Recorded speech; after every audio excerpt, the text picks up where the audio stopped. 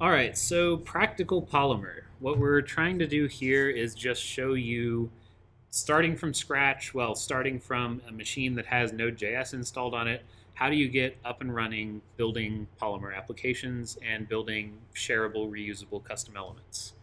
Um, so first of all, web components are browser native, and if you're using Chrome and you're using something that has the full web component spec shipped, technically you don't have to do any kind of tooling at all to make it work. You don't need to include any kind of JavaScript at all to make it work. You could just open up the web inspector on about blank and start registering your own custom elements.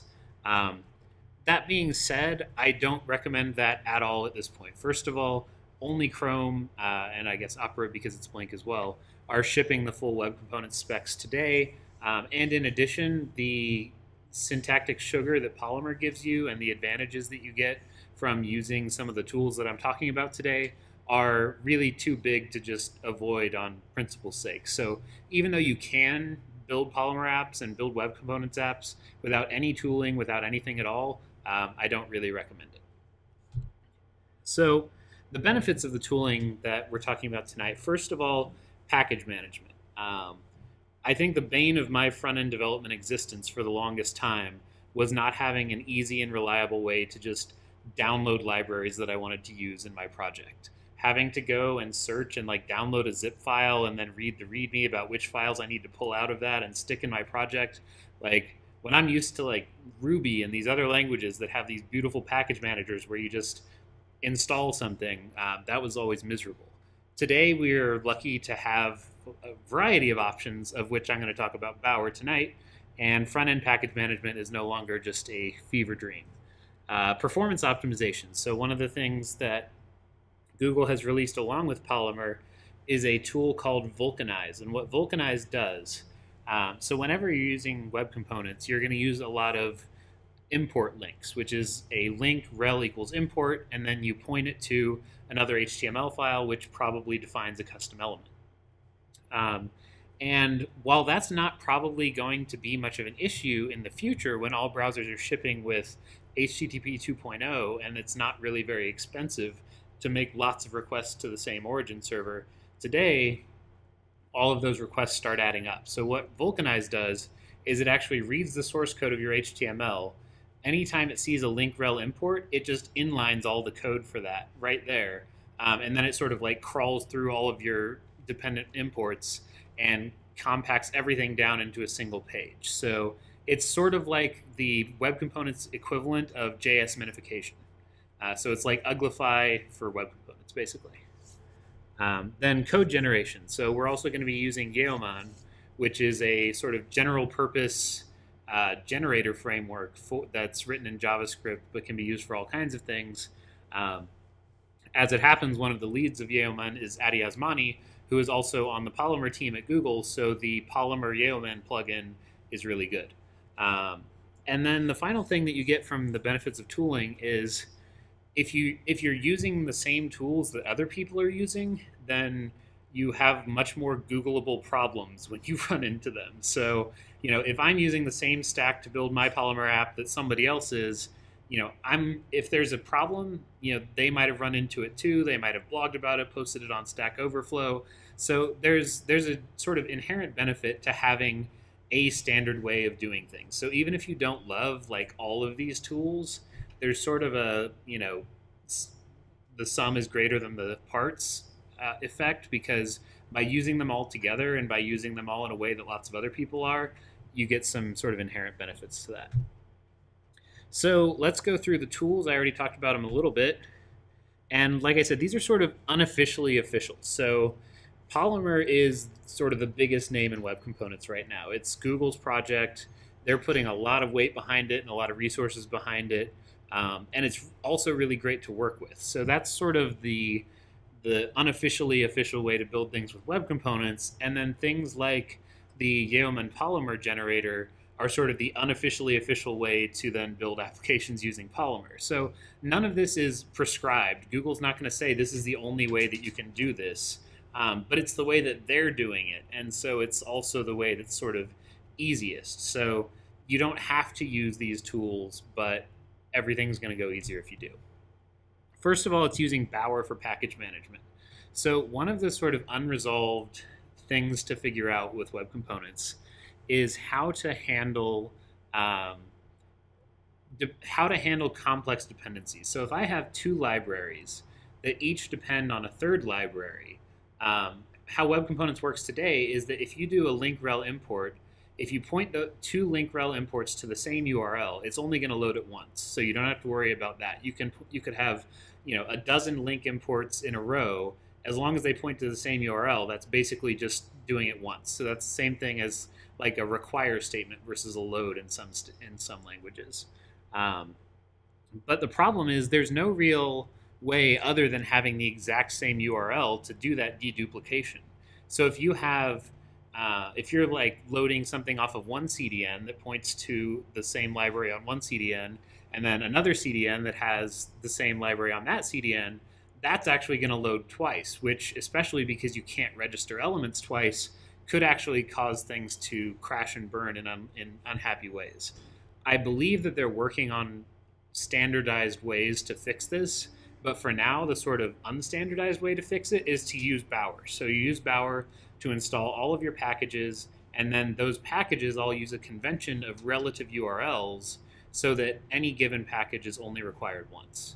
And I'll sort of show you what I mean when I actually get into the live code, but that's sort of the main reason to use Bower, is just to avoid requiring the same library multiple times and having bad things happen because of it.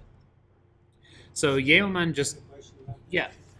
So how does it determine, even if it's the same thing on different CDNs or something, how does it go about determining? Does somebody like code that into it, or?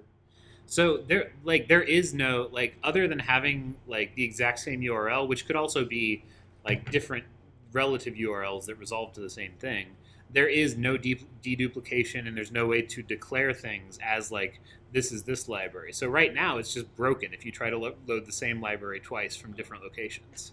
I believe that, like I said, I believe that they're thinking through that because they know it's a problem and they're trying to come up with a standardized way to like get around that. But it's Bower gets around that somehow? So, well, Bower gets around that just by saying, rather than having multiple locations where you're loading things from, install everything with Bower, and then it's only loading through there.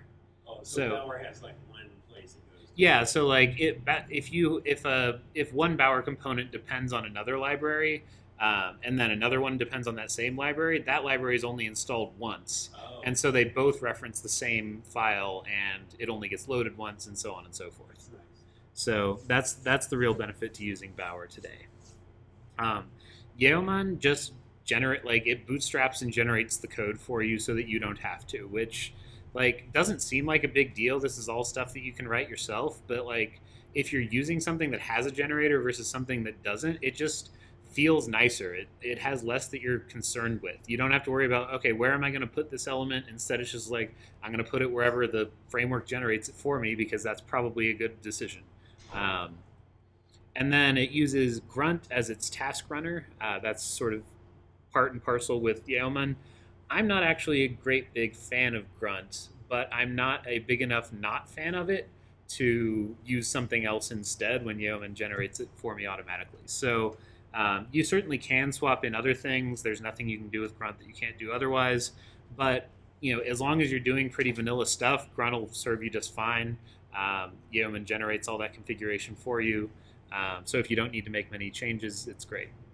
And then finally for deployment, I like DivShot, but you can use whatever you want, really. All right, so installation, as far as just getting all of this stuff on your computer, it's just a one-liner. Just npm install -g. You do have to have Node.js installed and npm that comes with it. Yo, Grunt CLI, Bower, Generator Polymer, and DivShot CLI if you want to use DivShot. That'll get you everything you need. There's nothing more that you need to install right away. So step 2, there is no step 2. You've installed everything you need. Good job. So how does the app workflow happen? So Yeoman doesn't generate a directory for you. Instead, it generates things in a directory for you. So the first thing you're going to want to do is generate a directory for your app. So make dir my app, cd into it, and then Yo Polymer is the way that you run the Polymer bootstrap. And I mean, that's the fun thing about Yeoman. You always tell it to yo something, so that's fun. And what this generates, this will ask you a few questions. It'll say, you know, what's the DivShot organization you want to put the, or what's the GitHub organization you want to put this under. It'll ask you a few other things. It'll ask you if you want to install the Polymer core and paper elements by default. So you just answer all the questions that it gives you. And then you have an app structure. So it generates in your folder several different things. First of all, it'll generate app. An app is sort of your source directory. That's where all of your source HTML and images and CSS and everything else that you're building are going to go. Also inside of app is the Bower components directory, which is where Bower is going to install all of the packages that you're using, including the core elements if you decided to install them during the process. And then app/elements is where Yeoman is going to automatically generate any elements that you create for your own app. The dist directory doesn't exist when you first generate the application, but that will be generated by Grunt whenever you say grunt build, which will automatically vulcanize everything that's in the app directory, like we talked about. So that's sort of like the minification process, and then puts it into the dist directory, and then that's what you would actually deploy to your production server. And then finally, bower.json is where you can add additional dependencies for new libraries. You can also do that using the command line. So handy commands, if you're using this workflow. To start your development server, you're just going to type grunt serve in the application directory. To build the dist directory with the vulcanized source, you want to do grunt build. If you want to generate a new element, the command for that is yo polymer:\l, and then give it an element name. And as I said before, element names have to have a dash in them, and it'll say you have to have a dash in it if you don't put one there. And then finally, if there's a package that you find somewhere on GitHub and you're like, I want to use this, then you do bower install -- save, and then just the GitHub, you know, username/repo name, and that'll install that for you. Names need to be lowercase also. I thought I read in the spec about something about uppercase and lowercase. You know, that they may be. I've never tried to make an element that had an uppercase character in it because it seems like it would be aesthetically unpleasing. But so that may be. It may also need to be all lowercase. And I think what it may just be is that it's case insensitive, because I know that tags are treated case insensitively in HTML. That's why you had terrible things like Dreamweaver doing all caps for all of their elements, and it just looked horrible in the source. So yeah. And then if you're using DivShot, you deploy with DivShot push, and it's swell. So just yelling a bunch of commands at you isn't really going to show you how to build anything, because that's just going to go in one ear and out the other. So instead, I'm going to, without any practice, because I didn't have time to prep it, just try to do this, which will show how easy or not easy it is. So first, let's make WCLA app. Like guys talked about, we'll CD in there. And now I've already installed all of the tools that I need, so yo Polymer. Can everybody read that, by the way? Is that reasonable? Okay. So you get a funny little mascot there. And first thing it asks, would you like to include core elements? So here's a little, like, I say no to this, and I don't know if I actually should or not. Basically, how it works with Bower is I tend to not check in my Bower components directory into GitHub at all. Because at any time you can say Bower install, and that's going to pull everything from GitHub like any package manager does. So I tend to not check that into Git. Now, what I'll usually do, there are a lot of core and paper elements. There are dozens of them. And in any given application, you're probably going to use, you know, anywhere from 4 of them to maybe 10 or 12 or more. But if you install the core-elements or paper-elements packages, that's going to give you all of them. And so while that's handy while you're developing because it gives you access to all of them, that's not really what you want to do in production, because now you're deploying hundreds and hundreds of files that you really don't need to be doing. So what I do typically is I will install those, but I won't install them into the Bower JSON. I'll just install them into the directory, so that way they're available to me. And then as I actually start using them in my application, then I'll add them to bower.json manually to make sure that they get installed when other people are using the app. So that's just a thing I do. You can ignore that if you want to. Okay, so I answered the questions. It automatically runs Bower install. It also automatically runs npm install, which gets us all of our Grunt plugins for vulcanizing and all of that. And npm has this little spinning carrot to tell you that it's not broken, it's just working.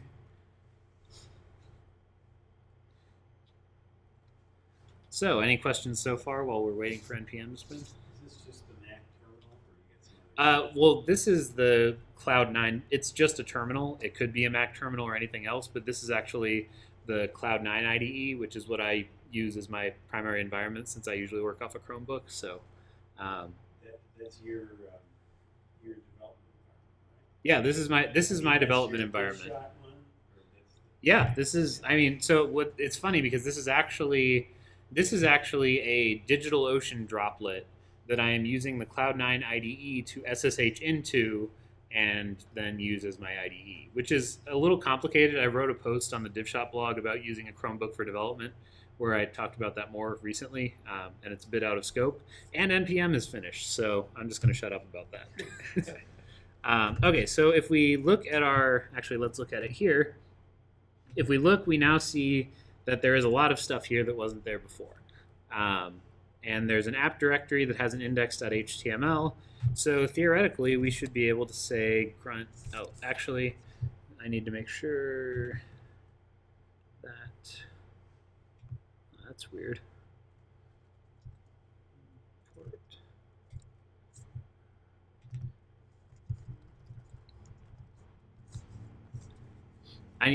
Normally, you'd be able to access this at localhost 9000. Since I'm running on Cloud9, I need to be able to specify the port a bit more. So grunt serve, and hopefully this will work. And with web server, instead I'll do a new tab. There we go. Nothing. Just specify the port. It's 88. Oh, it's localhost. And host name. There we go. Probably have to restart this. Live coding. This isn't even live coding. This is live running commands in a terminal. But hey, now we have, this is the bootstrap, and Yeoman will generate basically this even if you're doing an Angular app or other things. So there are Yeoman plugins available for like every framework you'd want to use. So it gives you a sort of consistent way to navigate the front end landscape. I like Yeoman. I don't like Grunt. They go together most of the time, so I sort of make do. So this is what this gives us by default. But that's only so useful because we probably want to write our own app instead of just using the generated one. So let's do a little bit of that. I'm going to leave this running and open a new terminal.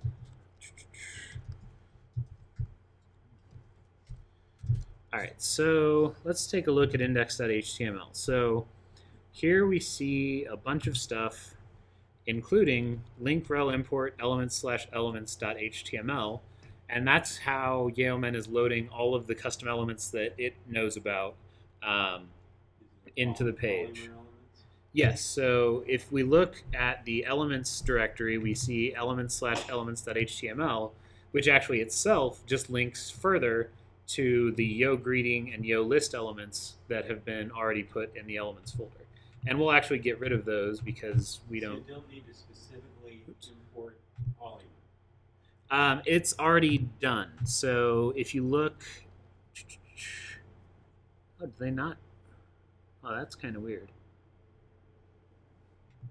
Oh, there it is. Oh, there it is. Sorry, I just wasn't seeing it. So the polyfills for Polymer aren't actually called Polymer. They're called platform.js. Right. So don't let that confuse you. So what it's done is it's generated a script tag that loads the platform.js polyfills before it does any link rel imports. So if you're using the polyfills, you do need to put those before any link rel imports that you're using to make sure that everything works. So yeah, we have elements/elements, and we don't need these elements, so I'm going to delete them. And we don't need them in here either then. So now we have no elements, and so we don't need this. So I don't really know what I'm going to build right now, but I'm going to build something. So let's say yo Polymer L WCLA greeting.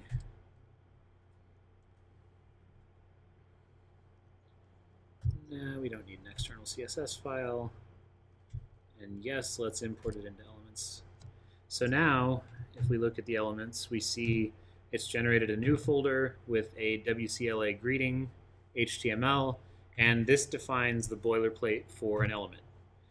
And then if we look at elements again, we can see that that import was automatically added, which means that way back here, since this imports elements, that goes all the way through, and now that's going to be imported. So to start with, let's just have, say, hello world. And we'll save that, and then we'll do WCLA greeting. Save that. Go back here. And there it is. So, I mean, that's just your basic workflow stuff, and you're going to do a lot of that. You're going to generate an element. The reason that you might not include it in the element/elements is if it's only dependent on another. It's good to sort of a good process to do. So let me just show you this real quick. If I had another element, and let's say it was WCLA util, and that wasn't something that I was actually going to use in my main page, it was just something that some of my other elements used. A good practice is to always put all of your link rel imports at the top of the file. So you'll see here that this links back to polymer.html, which is what allows you to do the Polymer element, tag. And so basically any dependencies that you have for a given element, you want to add here. So if I had another element called, let's say, WCLA util,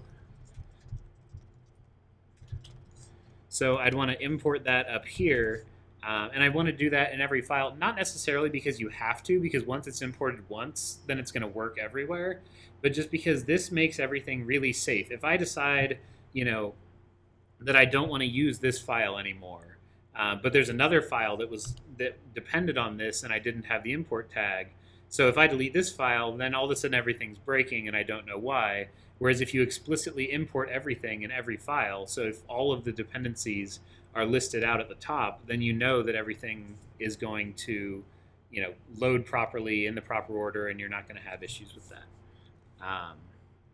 So other stuff with the app,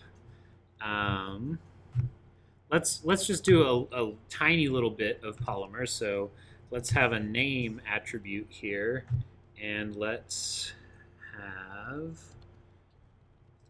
this be the person's name, and let's have the name default to world. So if you aren't familiar with Polymer, you define attributes that you want to allow people to add in this attributes, so it's space separated. So if I wanted to have name, occupation, and so on and so forth. And then you define the default values for those attributes down in this script tag declaration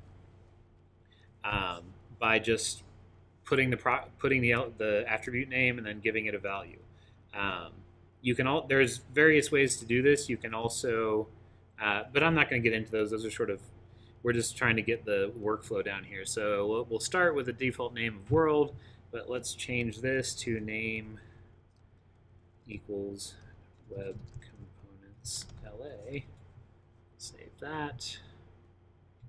Refresh. And that's all working through. So this is just to show you that this actually works.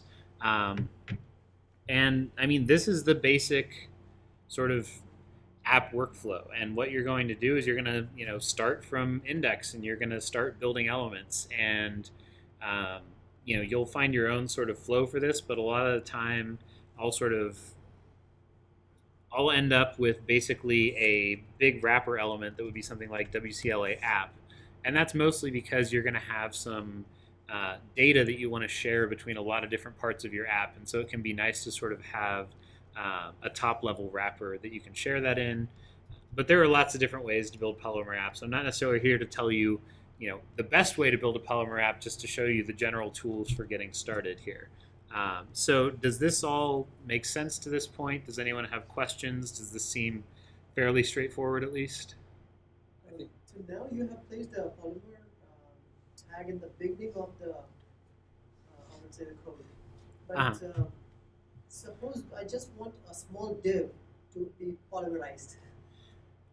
So if you're talking about you want to be able to use the template binding without doing the whole... Yeah. So what you can do for that, one of the things that's built into Polymer, we can demo that real quick, is so if you want to have some of that template binding, but you don't want to define a custom element for it because it's something very simple and straightforward.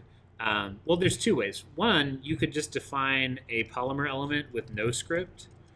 If you put no script here, you no longer need that script tag, and now you can just have a template tag, which is a more concise way to define an element. But another way that you can go is you can do a template tag, and then you type is auto binding. And is actually is how element inheritance works. So what we're saying is we want a template tag, but we actually want that to function as an auto binding tag.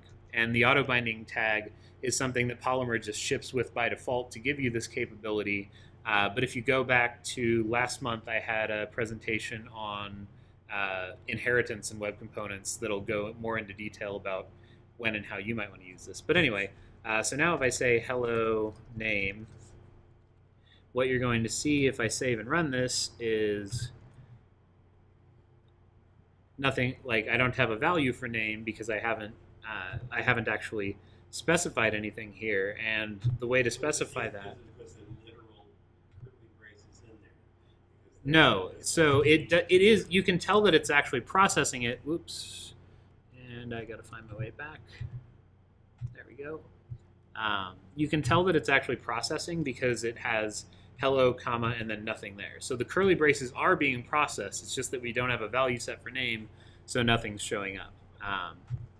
So let's give name a value, and we'll go back to index.html, and we'll actually do that with id equals greeting.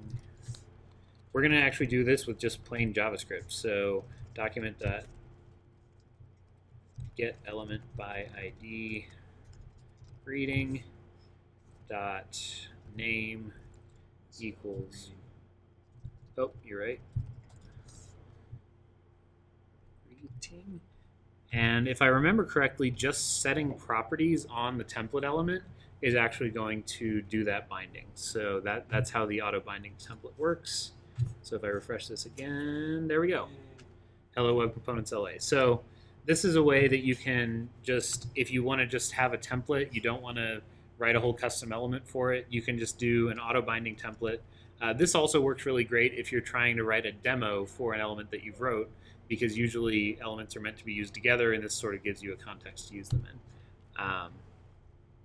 Any other? Well, so basically, actually, here, let me show. If I were to say, so the model for this template, so the thing that's giving all these little curly braces their values, is actually this DOM node itself. So if I were to say instead, this template has ID, then I believe, if I refresh, so there you go. You're just literally pulling the ID property, and I mean that's one of the cool things about web components is that like everything. You could also say this component has class name and class name, and if I said this was class first red, I don't know. But like, that's really one of the powerful things about web components is that it's just augmenting the DOM. So everything that you can do just with an element in the page, you can also do with web components, but then you can do additional stuff on top of that, and you can control the behavior. So there's a lot of power to that. So that was a great question and a great chance to demo some of that. Any other questions about sort of this basic flow? I mean, I know this isn't a lot. I know that we haven't built anything of consequence here. But there's tons of tutorials about sort of how to do this with web components, or you can just explore and install. Or let's do one thing. Let's install a Bower package that we want to use and then use it. So let's say that I want to make an Ajax call. I happen to know that that is Polymer/core Ajax. So that's going to go ahead and install that in my Bower components directory. You can see that here. And now back here, let's say, let's go back to our WCLA greeting.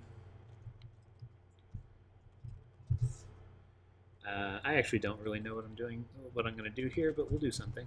WCLA greeting.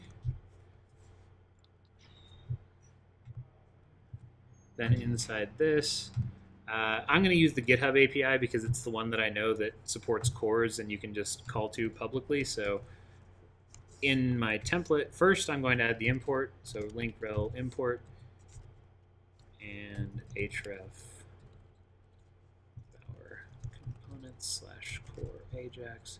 A component or a convention that all of the Google things follow and most components follow is that whatever the element's source file is, it's just the same name as the package.html. So the package is core Ajax, and then I know that core Ajax.html is going to load that core Ajax element. So now inside here, let's say core Ajax URL equals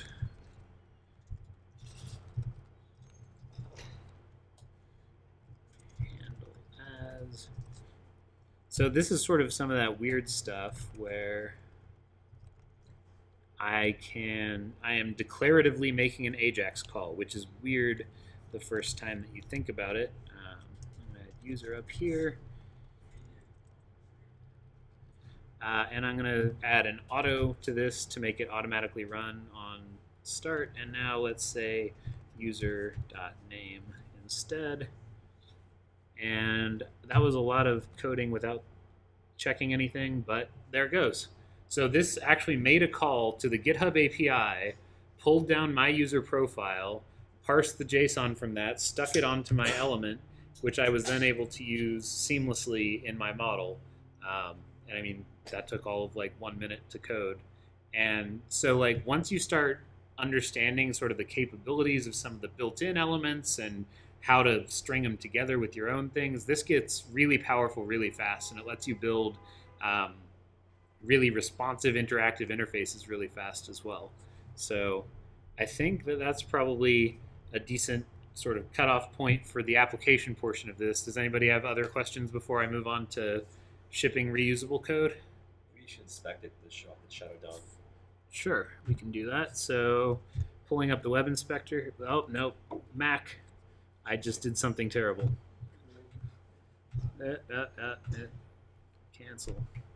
I opened up mail.app apparently, because that's the kind of thing that I'm doing. All right, we'll just do that instead. There we go. So if I look at the HTML, I look at the body, I see this WCLA greeting, and this is actually a configuration option that you turn on to be able to look into the shadow DOM. But if I turn that off, shadow DOM. It was up. Where? No, go down to elements, I think. Let's show you. Oh, show user agent shadow. Anyway, I think it's a configuration option in here somewhere. But if I didn't have that turned on, I wouldn't even see the shadow root. I would just see the WCLA greeting. And that's the structure as the page understands it. So the shadow root is a totally separate thing that's injected into the page. and that's what lets you do a lot of things without making your code really messy. Yeah, so with that said, any questions, and then I'll move on to reusable package code. I think something that's kind of confusing for newcomers is just how to build those initial container elements when you're building your app, and how to have this component-based mindset when approaching it. So could you give a rough example? Sure, why not? So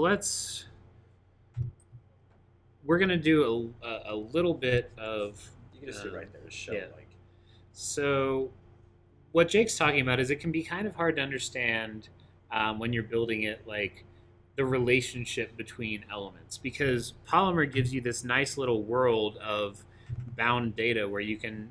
So if I called this, request, one of the things that Polymer lets you do, this was fetched from, is you can give things IDs. Because it's Shadow DOM, you can have a unique ID in every single element, and you don't have to worry about replication across the entire page. So I could have a request in this element and in another one, and they're not going to conflict with each other.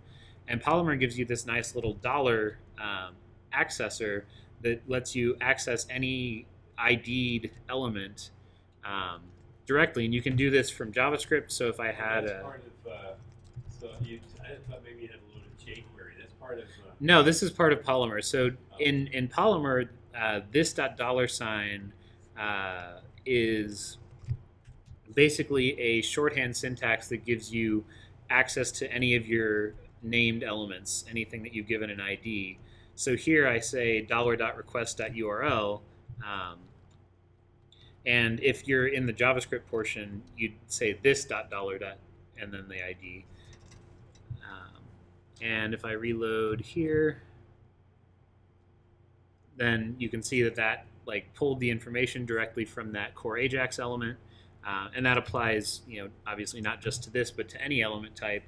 And so, when you start using these data bindings, it's really convenient, and you're going to start to want access to more and more things, and you're going to want that sort of at every level of your application. So a lot of times, what you're going to end up doing, like I talked about, is you'll have basically a WCLA app here, and that's, if you're building a single page application, that's basically what your index.html is going to look like. And then all of the sort of sophisticated processing and everything happens in Shadow DOM layers that are inside of that element. Philosophically, there is some problems that I have with how you end up doing this, because I think that putting everything into the Shadow DOM sort of defeats some of the purpose of having it in the first place. But I think that that's just sort of one of those best practices that hasn't evolved yet, and right now this is probably the easiest way to build something. So if I had this WCLA, Polymer, or Polymer L WCLA app,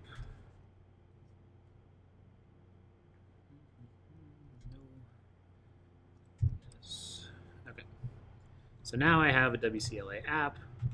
So what I would do here is, this is where I would actually lay out my application. So I might have a header, and then I'd say, hello user.name, and I'd load the user information from my API somewhere, or I'd do other things. It just lets you access that kind of top-level data throughout your application. So if you find yourself sort of struggling with how do I get the data from point A to point B, one way to do it is with wrapper applications. There are other ways to pass data. Some of them, might be sort of better or more contained. There's an element, or there's an article on polymerproject.org about element-to-element communication. That's a good sort of read if you're just looking at different ways to do that. But I mean, a lot of this you're going to learn just by experimenting. There's enough sort of documentation out there about Polymer. The Polymer project docs are fantastic. Read through them, just go through how they have you go through it all, because they really do explain everything. And then, having this sort of generator and framework and application server just gives you makes it that much easier to get started. So, this is really just a starting point. I encourage you all to, bootstrap an app, and it can be something that you have no intention of ever shipping, but just give it a try and play around with Polymer. So let's see, what time is it? Yeah, I should definitely get on to the second half of this talk. So real quick, any more questions before I move on? Jake, no more questions from you. All right, so I have one question. Does this work pretty well across all browsers that it supports? Yeah, so the Yeoman generators and everything that it's generating, that's all like very conformant with all the polyfills. So if you're using this, like, you generally can feel pretty confident that it's going to work across all the browsers that the Polymer polyfills support. And like the edge cases for the various polyfills are explicitly laid out somewhere on the Polymer project page. I don't remember exactly where, but those are things that you're not going to run into until you're like diving pretty deep. So all of the like basic surface level stuff is going to work exactly as you'd expect. All right, so a package workflow. So one of the like exciting things about Polymer, about web components, is that it really encourages you to build small, reusable, like isolated pieces of functionality. So, everything, like, once you sort of get this web components mindset, you're going to find yourself wanting to build reusable components, not only because, like, hey, it's cool to share with open source, but because that genuinely feels like the right way to build your application. It's like, okay, if I have, like, this kind of need, that's really like a general purpose thing that could be used in any application. And by coding it that way, you sort of make it more robust. It's going to be easier to maintain down the road because you've like isolated that functionality and made it independent of the rest of your application. And if you're building something else later and you have the same need again, you can just reuse it. So like this is oriented towards open source and towards sharing with the community, but honestly, it doesn't have to be. You could build your own internal element library that's only for your applications, either because you like proprietary things or because you're scared that you're not doing it right and you don't want to share it with the world. I very much encourage you to share it with the world anyway if you're that second camp, because nobody knows what they're doing when they release open source. That's sort of the big secret, and everyone's just making it up as they go along. So the difference between application elements and package elements really is just that level of specificity. If you're building something that only has a purpose because you're like it's tailored to this specific application, then that's going to be something that you use Yo Polymer L and you generate it in your app, you write it in your app. But if you're doing something that's sort of like, this seems kind of like a general, this has functionality that goes beyond this app, then you might want to build it as a package instead. And luckily, the same Yeoman generator that ships with the application generator and the element generator for apps also ships with a way to generate package elements. So yeah, if it's reusable, package it. If it's not reusable, don't package it. Pretty straightforward. So the way that you bootstrap this, and this is where it gets a little bit interesting. I'll leave that slide up for a second. You're going to want to make, for all of your reusable packages, you're going to want to create yourself a kind of workspace directory. And this goes back to that sort of Bower package installation duplicate import problem that I was talking about. So the way that we currently get around that duplicate import problem is by having all packages installed as directories at the same level that reference each other by going one directory up and then back down into the package that they need to depend on. And so what that means is that you can't just have like a single directory somewhere on your computer that's going to contain like your element that you're building for reuse and all its dependencies. Instead, you need to create a sort of workspace directory that all of the elements are going to go into in like a single flat list. And so that's the only reason that we have this like makedir web component / my element instead of just makedir my element. And so then you just cd into it and you yo polymer :seed. And that's just a seed package for a reusable element that'll ask you questions again, just like the app generator, answer those questions as makes sense.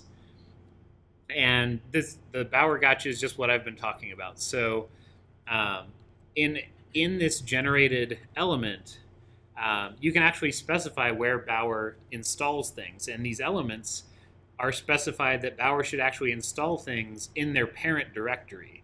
So that's why if you just create like a my element directory and then you cd into it and you run this generator, that's actually going to install like Polymer and a bunch of other things in the parent directory that you put it into. So that's why just make a subdirectory. It's not too hard, but it'll get you the first time if you aren't aware of it. So the structure of a package, you have myelement.html, which is just whatever your element's name is, .html, and that's the source code for your element. They will also automatically generate an external CSS file. You may or may not want to use that depending on sort of how much CSS and display stuff you're doing. It also generates index.html, which does Polymer's automatic documentation generation and viewing, which is a really cool thing that they've built into Polymer. You can actually write in the comments of your element documentation for it, and Polymer has a built-in parser that will go in and read that all out and turn it into a nice-looking web page for documentation. So it's actually like really easy to make pretty documentation for custom elements, and there's no excuse not to do it. And then demo.html, which is just where you have the opportunity to either play around with while you're building it or showcase whatever your custom element does. So the structure is really simple. Let's walk through it really quick. Let's walk through actually doing this really quickly. So make your web components /WCLA hey. Oops. And this is why I had -p in. There we go. So yo Polymer seed. Here, let me clear so it's at the top of the screen instead.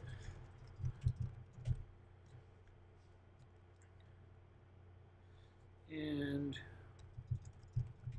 we have a GitHub organization that if you have any open source stuff that you want to work on and you want to do it as sort of a community effort, want to get other people in this group involved, just let me know. I'll set you up with a repo for it. I do intend to try to give us more structure and like give some things to work on, but I haven't had time to do that yet. So just let me know if you want to do it yourself. Okay, so now, as I said, if I go back up to the parent directory, you can see that it's installed all these things. So if I had just run that in a random directory without being prepared, that would have been kind of annoying. But now I'm in here, and if we look at the structure, where are we?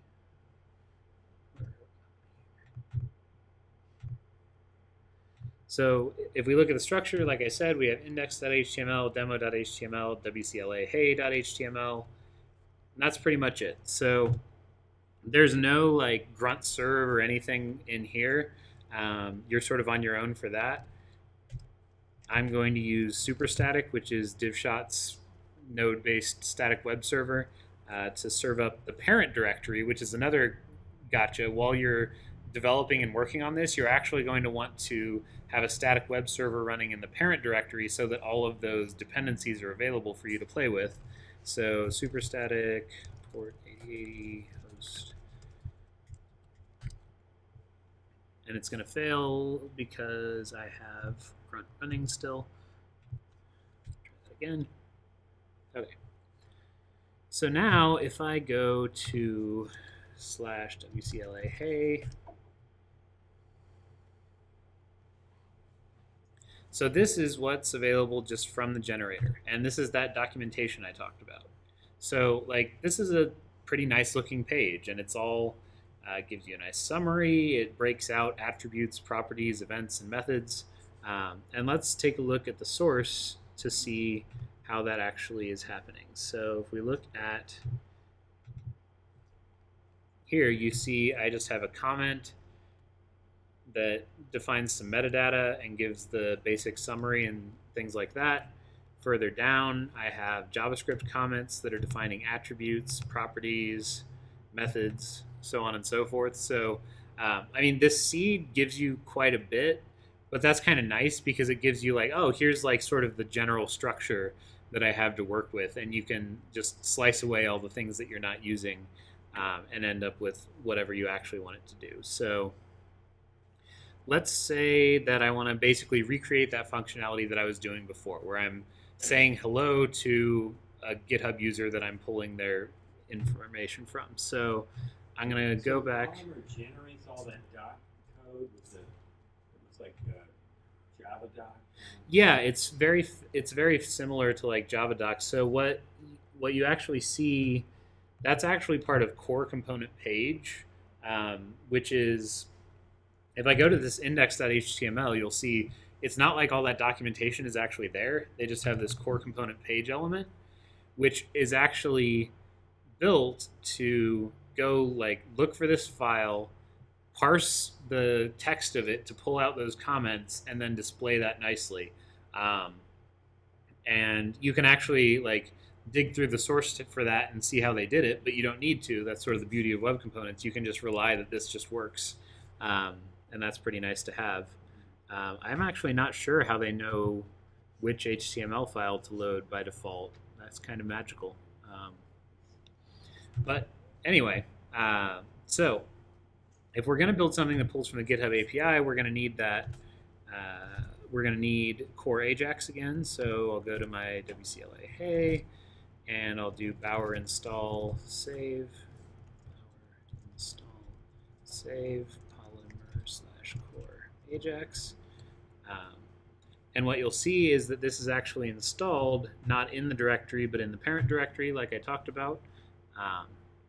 And so then, when I'm referencing that in my WCLA hey, I'm going to say link rel equals import, and I'm going to use a relative URL that just goes up to the parent directory and says, I expect core Ajax to be there. So this is pretty dependent on Bower and on people using Bower when they're doing when they're installing your component, and that's kind of the way the Polymer ecosystem is right now. It's my hope that in the future we'll find ways to be a lot less Bower dependent and make it easier for other methods to work as well. But for now, like, this is just sort of the way it's done, so it's a good way to do it. So importing core Ajax, let's go ahead and use that the same way we did before. Core Ajax rel.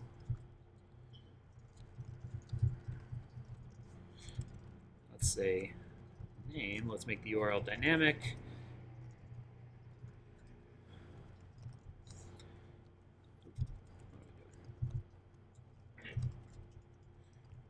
So one of the things, if you're not familiar with Polymer, that's kind of weird is that these curly braces are two-way data bindings. So in addition to me being able to pass information into the core Ajax element where I'm saying I want to make the name part of the URL dynamic, I can actually pull information out of it as well. So here I'm saying bind the response of this to the user attribute in the parent element. So this is actually going to be set by core Ajax, but propagate up to the parent element. So that's kind of it's not just one-way binding, it's two-way binding, which allows both sides to change how things are set. So we'll have name and user as our attributes, and we will say hello user.name.